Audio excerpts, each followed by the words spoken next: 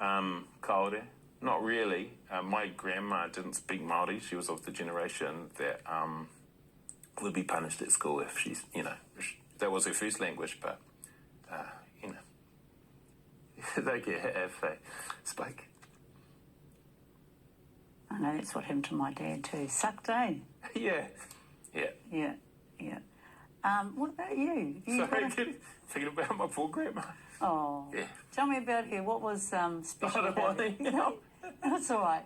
Well, what was her name? What was your nana's name? Maikara. Eh? Maikara. Maikara. Yeah. Yeah. She's a funny lady, sometimes intentionally, she'd come up with a good joke, and sometimes completely unintentionally.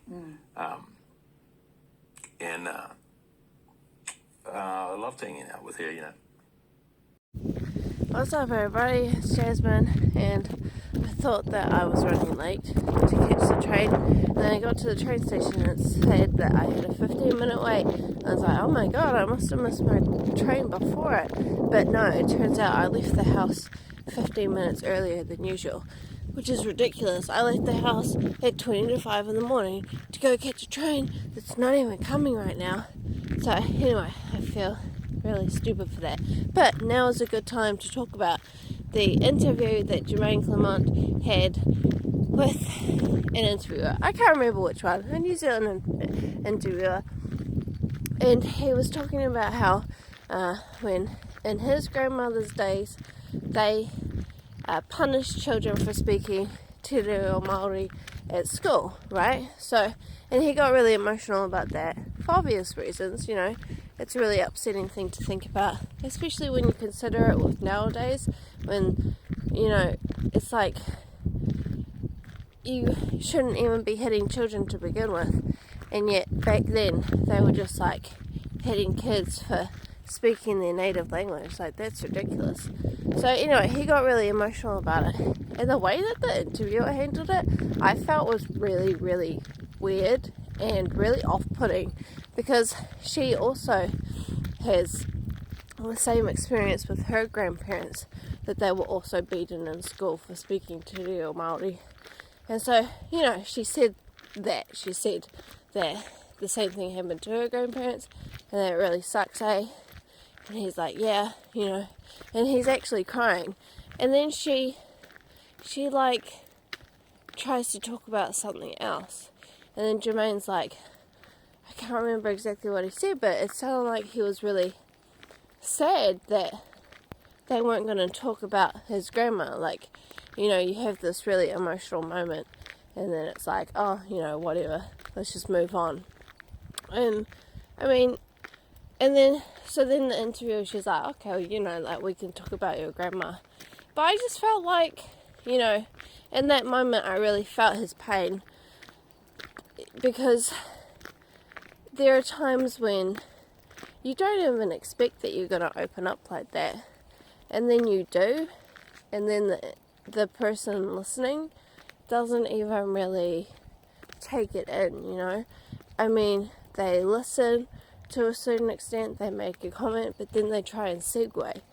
And I think that what people need more than segueing or anything like that is they need to actually talk about it.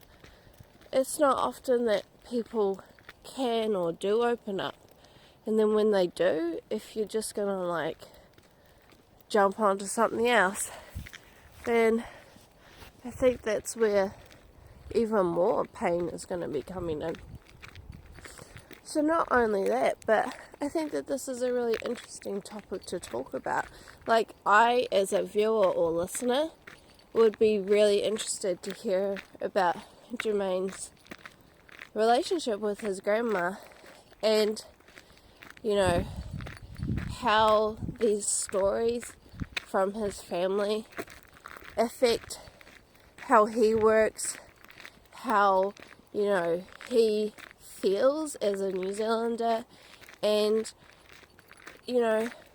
what this how this affects him and his experience going forward.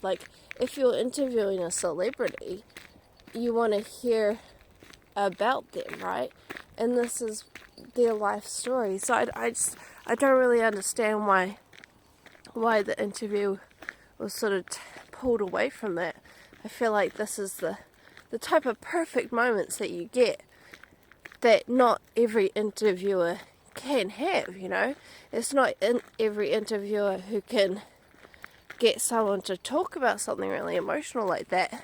And here was like the perfect moment. And it was just ruined, you know.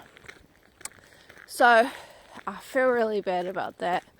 I feel like it could have been handled way better. And on top of that, I think that this would be a really great story to continue to explore. Like, I would love to hear about it. I would love to hear about Jermaine and his grandma. I would love to hear about what his hopes and dreams are for the future of Te Reo Māori. Yeah. So let me know what you guys think, what you thought of the interview, because I was really surprised. So I don't know how everybody else feels, but I'm sure there's a few out there who feel similar to me. But anyway, I'll catch you guys all next time. Hopefully my train will be coming in 7 minutes. Hey door.